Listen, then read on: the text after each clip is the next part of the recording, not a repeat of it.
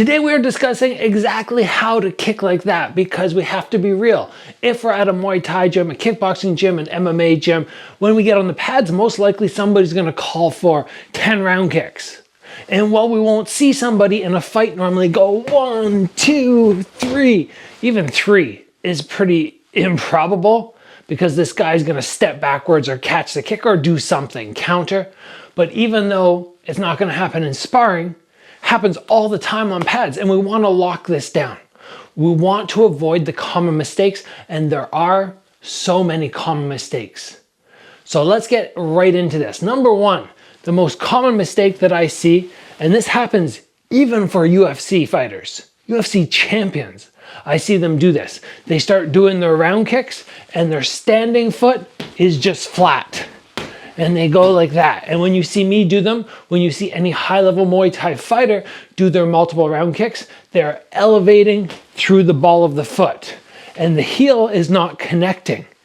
Really at any point, right? When I'm going from side to side, I'm staying up on the balls of my feet. This helps give me a little bit more elevation, but we have to remember that when the heel drops, we have to elevate all the way over again. And especially when we're dealing with one leg on repeat, we're just doing this, coming down every time, or just staying flat-footed like that.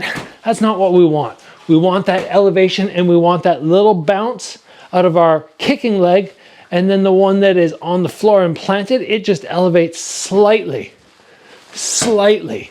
If you can get that down, you're already gonna have so much more success than you were. Today is the last day. I wanna remind everybody, the very last day to get yourself registered for the Strike Ready Offense course. We start on Monday, doors close tonight at midnight. We're gonna have 20 plus videos, 3 live calls. The cost of this is cheaper than 1 month of your tuition at a gym, but you're gonna have the opportunity to learn from a glory world champion. It's probably cheaper than a seminar, but so much more in depth. It's not just 1 hour, it's hours and hours of training. You can take everything I give you and apply it to what you're already doing at your gym. Your skill level is gonna jump so much. You guys, there's a link down below. Get registered, and I look forward to seeing you in the live calls with your questions on offense related anything really. Now, still speaking about the standing leg, another massive common mistake that throws people off balance, they end up all over the place, is it shifts. While I'm throwing my kick, we're thinking about this leg, but we forget about this foot. And every time people come back down, they're moving all around. And it's gonna constantly make it difficult for me to get my balance and my distance down. You want to stand your ground if the pad holder is stationary, or if it's a bag, it's stationary.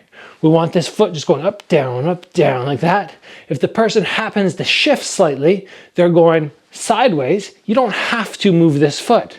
You just very simply torque your body, turn your body to follow them.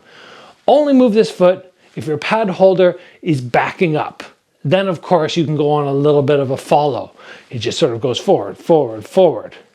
That is it. The next common error, which again is coming back to this standing leg, is trying to pivot in and out of each kick. I don't want this happening.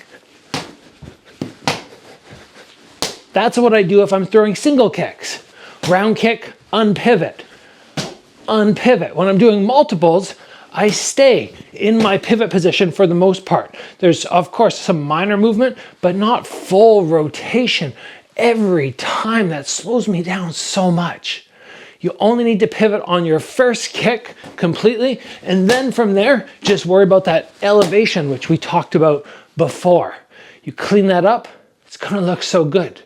Now let's talk about getting from one leg to the other. You can see how I stay in the balls of my feet still, but a common mistake that many people make when they do this is not bringing their legs parallel. Most times, we have one foot in front of the other.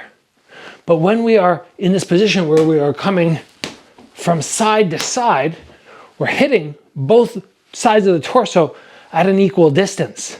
So for me to be going here, I'm gonna have one leg that feels jammed and one leg that feels out of range. So once I throw my first kick, I now come back to parallel.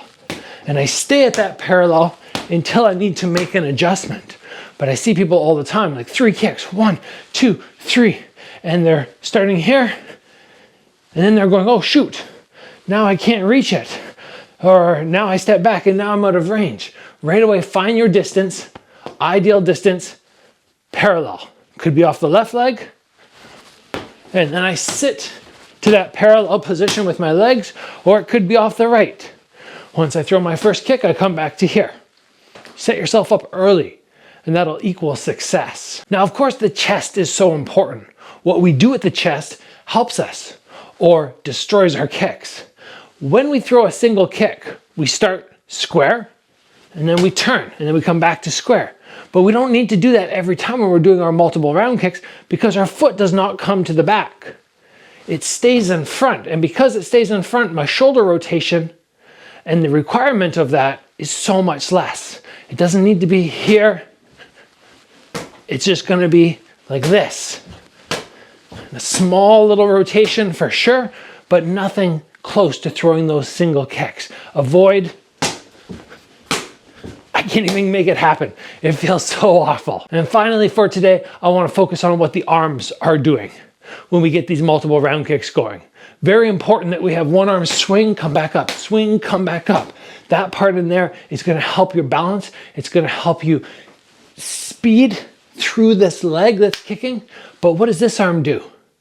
You're gonna see most of the time people swinging. It kind of does this circular motion. It always returns to the head. That's super important for protection. But if I just keep it here, that's of course an option. Just sort of a pull back motion, that's fine. Or I can swing it, but we don't want it just hanging out there. We don't want to be doing this or whatever else people do that is weird and just not going to make this multiple round kick as pretty as it should be. And we have to remember these multiple round kicks, they should be gorgeous. That's the way I've always looked at it. It's not us, chopping away, trying to bang away. It's us floating a kick up over and over. And once we get that float down, that beauty, the power will come. The power comes after the technique. So lock in your technique first with all the tips I gave you today. And then all of a sudden you're going to be able to bang off 20, 30 round kicks in 20 seconds, 15 seconds. You're going to feel more economical with your energy. You're going to create more power. And it's going to have that beauty, which we want. The average person does not understand that martial arts is beautiful. They just look at a punch and they're like, oh, look at that muscle head trying to create a punching motion. But there's flow to everything, especially in these multiple round kicks. There's a beauty behind it, I think, that can be achieved when you lock in that technique. I hope you guys enjoyed today's episode. As always, train hard, and I will see you back here soon for another video.